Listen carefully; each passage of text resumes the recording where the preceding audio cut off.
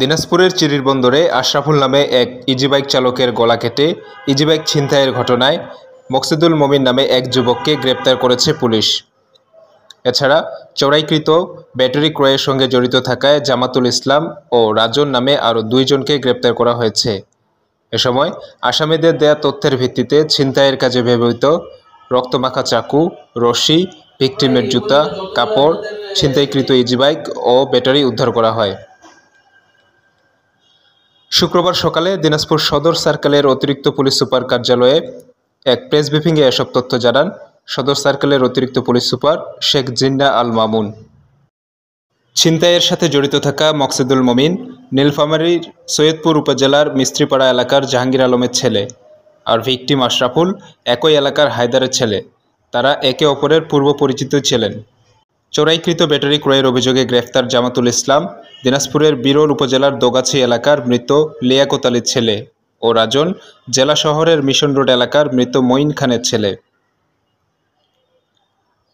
Press ব্রিফিংয়ে সদর সার্কেলের অতিরিক্ত পুলিশ সুপার শেখ জিন্না আল মামুন বলেন, এই ঘটনার যারা ভিকটিম এবং যারা আসামি প্রত্যেকের বাড়ি সৈয়দপুর, তারা পরস্পরে পরিচিত। তো তারা ভিকটিম যে আজকের এই ঘটনা আশরাফুল ইসলাম, তাকে দেবীগঞ্জের কথা বলে তার অটো বাইক তাকে ভাড়া করে নিয়ে আসে এবং আমাদের চিরিবন্দর থানার 3 নং ফতেজংপুর ইউনিয়নের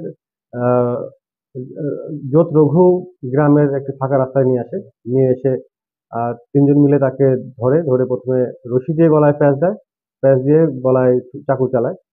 উপর্যুপরি চাকু চালিয়ে তাকে পাশের ক্ষেতে ফেলে রেখে যায় এবং যাওয়ার পূর্বে তার মৃত্যু নিশ্চিত হয়েছে কিনা এটি জানার জন্য একজন আসামি তার গলায় হাত ঢুকিয়ে পরীক্ষা করে দেখেছে মরে গেছে কিনা।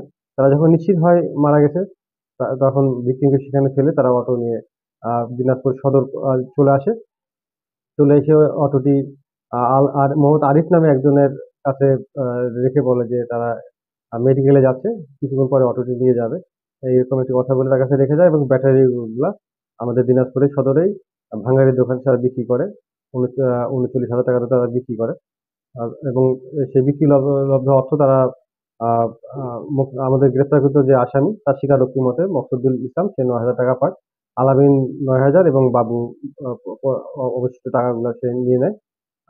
নিয়ে তারা আত্মগোপন করে। এরা সবাই কিন্তু পরস্পর পরিচিত এবং এর মধ্যে একজন অটো চালক রয়েছে, তারই সহকর্মী, একজন ড্রাম ট্রাক চালায় এবং একজন পুরাতন মোবাইল ব্যবসা করে, এটা আমরা তাদের জিজ্ঞাসাবাদে জেনেছি। তো এবং পরস্পর একই গ্রামের বাড়ি, পূর্ব পরিচিত এবং একই পেশায় নিযুক্ত লোক যারা তারা এই যে খুব ভিকটিম ক্ষতিগ্রস্ত হয়েছে, ভিকটিম সরল বিশ্বাসে তাদের সাথে এসে এবং তাদের এই ক্ষতিগ্রস্ত হয়েছে। তো আমাদের যে সুখের বিষয় হচ্ছে ভিকটিমকে আমরা জীবিত অবস্থায় পেয়েছি। ভিকটিম তারা যখন মৃত অবস্থায় তাকে রেখে পালিয়ে যায়, ভিকটিম সেন্স যখন ফিরে পায় তখন উনি লোকালয়ে চলে আসে, অন্যদের সহযোগিতা পায় এবং প্রথমে তাকে সৈয়দপুর 100 শয্যা বিশিষ্ট হাসপাতালে চিকিৎসা দেওয়া হয়। উন্নত চিকিৎসার জন্য পরবর্তীতে রংপুর মেডিকেল কলেজে রেফার করা হয়, সেখানে তার চিকিৎসা চলমান রয়েছে।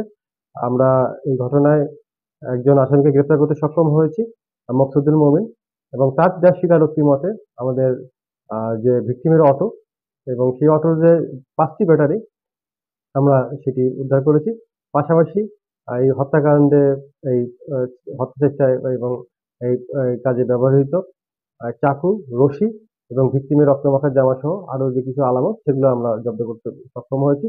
এই ব্যাটারি যে চোরা কারবারি ক্রয়ের সাথে যারা জড়িত এরকম 2 জনকে আমরা গ্রেপ্তার করতে সক্ষম হয়েছি এবং আমাদের এই মুহূর্তে আমাদের 3 জন গ্রেপ্তার রয়েছে, 2 জন পলাতক আসামি রয়েছে যারা এই কাজে সরাসরি জড়িত ছিল, তাদেরকে আমরা দ্রুত গ্রেপ্তার করতে সক্ষম হবো বলে আশা করছি।